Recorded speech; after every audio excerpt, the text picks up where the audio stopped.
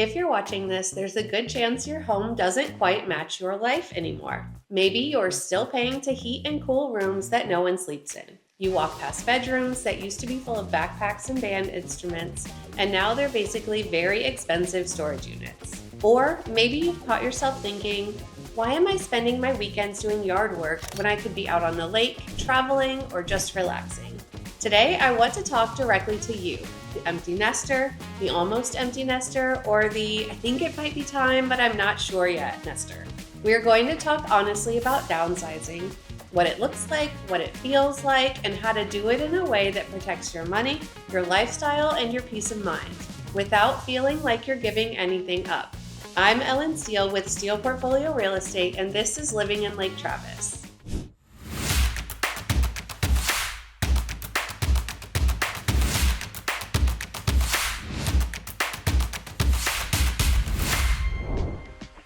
Here's what we'll cover together in this video.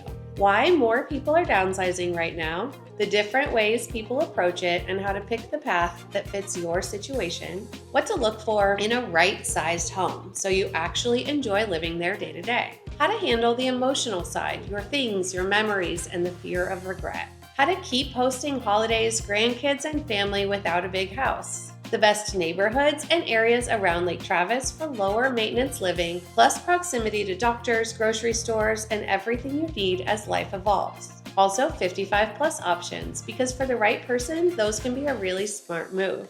If you want, grab a notebook or open your notes app. As I go through this, write down what resonates and also what worries you. Those little tugs are usually where the real answers are. Let's start with the why. Most people don't wake up and say, oh, downsizing sounds fun, let's do it. It usually starts with a feeling, a mismatch between your life and your house. I hear a lot of versions of the same themes. We're tired of maintaining a house that was really built for the kid years. We're sick of climbing stairs or maintaining a pool. We don't want to spend Saturdays dealing with sprinklers, roofs, or gutters. Our property taxes and insurance cost as much as our mortgage. We'd rather put that money into travel, experiences, or helping our kids and grandkids. If any of this sounds familiar, you're not alone. For a lot of my clients in Lakeway and Bee Cave, downsizing isn't about less. It's about trading square footage you're not using for freedom you'll actually enjoy. Let me give you an example, and you might see yourself in this story. I sat at a kitchen table in Lakeway with a couple who had raised their kids in that house. The backyard had the swing set, the dog path worn into the grass, and all the memories. They showed me their utility bills and then their property tax statement and said, do you know how many plane tickets this is? How many trips to see the grandkids? How many long weekends at a winery or out on the lake we could be taking? That was the moment it clicked for them. The house was costing them not just money, but opportunity. And I'll tell you, after helping a lot of families through this, the most common sentence I hear when I check in about 6 months after they move is, we wish we had done this sooner. If you're starting to feel that gap between the life you want and the house you're in, that's your first sign it might be time to at least explore your options. Now let's talk about the how. There isn't just one right way to downsize. There are several paths, and the right one depends on your finances, your timeline, and your comfort level with change. I want you to listen for which one feels least stressful to you. That's usually your best starting point. The most straightforward approach is 1. You prepare and sell your current home. 2. You move directly into a smaller or lower maintenance home that better fits your lifestyle. This works really well if you know you want to stay in the Lake Travis area, or you have a pretty good idea of what you want. 1 story, smaller yard, closer to town, and you're comfortable making decisions in a defined time frame. We'd start by looking at your current equity, your likely sale price, and your monthly carrying costs. Then we'd map out what your budget looks like for the next home, not just for the purchase price, but taxes, insurance, HOA, and utilities. To help eliminate some of the stress, we would work to negotiate in a lease back for you so that you have a few days or weeks after closing to move into your new home. For many clients, this is where that aha moment happens. When you see on paper how much cash you can free up and how much you can lower your ongoing monthly payments. The second path is what I call the pressure relief valve, and a lot of people overlook it. You sell your current home, take the equity, and instead of immediately buying again, you rent for 6 to 12 months. Why would someone do that? You're not 100% sure which neighborhood fits your new chapter. You're testing a lifestyle change, maybe closer in, maybe more walkable, maybe less HOA restriction. You're considering being closer to grandkids, a specific church community, or a medical center, but you want to try it on first. Renting gives you something incredibly valuable: permission to be curious and take your time. You're not feeling the pressure of, we need to pick something right now because our house closes in 30 days. And we can be very strategic here, choosing a rental that gives you good access to the areas you're considering so you can see traffic patterns, grocery options, and what day-to-day life really feels like. I know we all feel like renting is throwing our money away, but this short-term situation really can alleviate a ton of stress and make sure that your next purchase, if you do decide to purchase, is one that will last you for the long term. The third path is moving into a 55+ community. These are not a fit for everyone, but for the right person or couple, they can be an amazing lifestyle upgrade. You typically get single-story, low-maintenance homes, clubhouse activities, fitness centers, and social events, a built-in community of people at your same stage of life. For clients who want a lock-and-leave lifestyle, maybe they travel a lot or split time between here and another state, this can be a great option. I have a separate video that dives deep into the best 55+ communities in and around the Lake Travis area, so I'll link that in the description if you want to take a closer look. The big takeaway here is you have options. You don't have to do this the way your parents did. We can tailor a plan around your comfort level and your goals. One more option I see a lot is phased downsizing. In this approach, you move just the essentials into the new home. You put some things into storage. You live in the new space for a few months and then, with a clear head, decide what you really want to keep, sell, or donate. This takes a ton of pressure off the everything has to be decided right now feeling. If you're someone who gets stuck or overwhelmed by too many decisions at once, this might be worth considering. It can be very helpful to hire an organizer to help you through this process. Now let's talk about the fun part, what to actually look for in your next home. When you're downsizing, the goal isn't just smaller, it's smaller but smarter. Here are the big things I want you to think about. Functionality over square footage. A well-designed 1,800 to 2,200 square foot home with an open floor plan can feel more livable than a chopped up 3,000 square foot home. Ask yourself, where do we actually spend most of our time now? Kitchen, living room, primary bedroom, maybe an office or a hobby space? Do we really need formal living and dining rooms, or do we prefer one flexible space that can expand when people visit? When we tour homes together, I'll literally have you imagine a normal day. Where do you have your morning coffee? Where do you watch TV? Where does your dog hang out? That exercise is more important than the number on the MLS sheet. Want to hear about another benefit about moving as an older adult? You don't have to time your move during summer vacation, so you're house shopping at slower times of the year with less competition, equaling lower prices and more room for negotiation. Whether you feel it yet or not, stairs are one of the top regrets for people who don't downsize thoughtfully. You might be fine with stairs today, but I want you to think about what life looks like in 5, 10, or 15 years from now. And not just for you, but for guests and family. We'll look at homes with single-story layouts or primary bedroom and main living spaces on the first floor. These homes tend to age better with you. They're easier on your body, easier if anyone has surgery or mobility issues, and it just makes daily life simpler. Ask yourself how much yard work you truly want to do or pay for going forward. You can absolutely still have a lovely outdoor space without a huge yard. Think about smaller, well-designed patios, native landscaping that doesn't need constant watering or trimming, communities where the HOA covers yard maintenance. The question isn't, can I handle it now? It's, do I want this to be my responsibility in 5 or 10 years? A lot of my clients find that once they're out of that big yard mindset, they don't miss it. They enjoy their smaller yard more because they're actually using the space instead of working on it. At this stage of life, location isn't just about good schools anymore. It's about how long it takes to get to your doctor and dentists, how close you are to grocery stores, pharmacies, and your favorite restaurant, traffic patterns at the times you actually run errands, how quickly you can get to the airport, to the lake, or your favorite spots. When we're evaluating neighborhoods around Lake Travis, I'll often suggest that you do a test drive at the time of day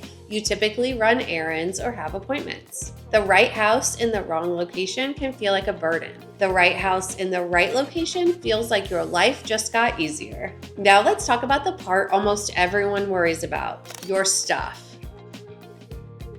I want you to hear this. It's completely normal to feel anxious about going through a lifetime of belongings.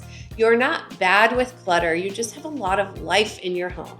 We can create a plan that makes this manageable and even, believe it or not, freeing. First, we'll start with the easy wins. You don't have to begin with the sentimental boxes or your mom's china cabinet. Instead, start with duplicate kitchen items you never use, clothes that don't fit your life anymore, old electronics, cords, and paper clutter. These categories help you build momentum and confidence before you tackle the harder emotional items. Second, assign destinations. I like to use 4 clear categories. Sell or consign, this is for furniture in good shape, collectibles, and higher value pieces. Donate, use this for items in good condition that can bless someone else. Trash or recycle is for items that are broken, expired, or truly not usable. Family, these are things you want to offer to kids or relatives now, not someday.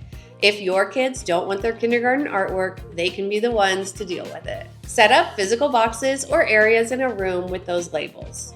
When every item has a destination, decisions get easier. Third, digitize and preserve, not pile. For photos, documents, kids' artwork, the things that carry a lot of emotional weight, I often recommend digitizing. You can scan photos into digital albums, take pictures of bulky items like trophies or old projects, and make a memory book. Keep a curated, small physical box of the most important originals. That way your memories are preserved and actually easier to share with families without needing an entire closet. I worked with a couple in North Austin who were absolutely dreading their estate sale. They told me, "We feel like we're selling our life." We created a plan, brought in professionals to handle the sale and donations, and they focused on choosing what to keep instead of what they were losing. Afterward, they called me and said, "We thought this would be so sad, but it's actually freeing. We feel lighter. We can breathe in our new home." And that's what I want for you, not a rushed, stressful purge, but a thoughtful process that sets you up for the next chapter. Let's make this more concrete. I want to walk you through a few example types of homes that work really well for downsizers around Lake Travis. These aren't the only options, but they'll give you a good sense of what's possible. First, we have a single-story home in Lakeway just under 2,500 square feet with an open kitchen, updated finishes, and a manageable yard. This home at 604 Cutty, listed by Katie Wilsey of Compass at just under $700,000, is located in Old Lakeway with low HOA fees and a low property tax rate. It has 4 bedrooms, and with no second floor, you can access all of the bedrooms easily. The HOA for this home includes tennis courts, a swimming pool, and a lakeside park. The HOA is small, so the amenities are never crowded. I love the huge covered back porch for morning coffee or evenings with friends. This setup works beautifully for people who still want a home feel, something that can host holidays, but doesn't feel like a burden the other 350 days of the year. Next, we have a 55-plus condo closer to the community library, shopping, and restaurants in Lakeway. Here you trade yard work for convenience. The HOA takes care of exterior maintenance. You can lock the door and travel without worrying about mowing or watering. You're minutes from groceries, coffee, and medical offices. This 1-bedroom, 1-bath condo at 102 Bella Toscana Drive, number 1304, is listed by Michelle Zimmer of Simply Real Estate at $327,500. The Tuscan Village neighborhood is very popular with active older adults in the Lakeway area. Although the HOA cost is higher here, you have elevators and some of the best amenities in the area, including swimming pools, tennis courts, bocce ball courts, common areas, social activities, fitness center, and exercise classes. This is ideal for frequent travelers or anyone who wants a simpler, more urban, suburban lifestyle without sacrificing comfort. The final home I wanted to present is a little out of the box for an empty nester, but I think it could be a great option. Tucked away on a cul-de-sac in Lakeway, this 5-bedroom home has 2 bedrooms and 2 living spaces on the main floor, making it incredibly accessible. With no HOA and a low tax rate, your monthly cost will be about as low as possible living in this area. This home at 103 El Norte is listed at $775,000 by Steel Portfolio Real Estate and it's perfect for when you have friends and family that come visit often and you want to have a place to put them. With 3 beds and a full bath upstairs, your guests will have tons of privacy while visiting. The flat backyard was recently redone with slow-growing and super soft zoysia grass and is irrigated with a rain sensor system for minimal maintenance. This is truly a wonderful home, but more of a right size than a downsize. One of the biggest fears I hear is, if we move into a smaller home, where will everyone sleep for the holidays? How will we host the grandkids? Let's reframe that. You don't need a 7-bedroom house to be the family hub.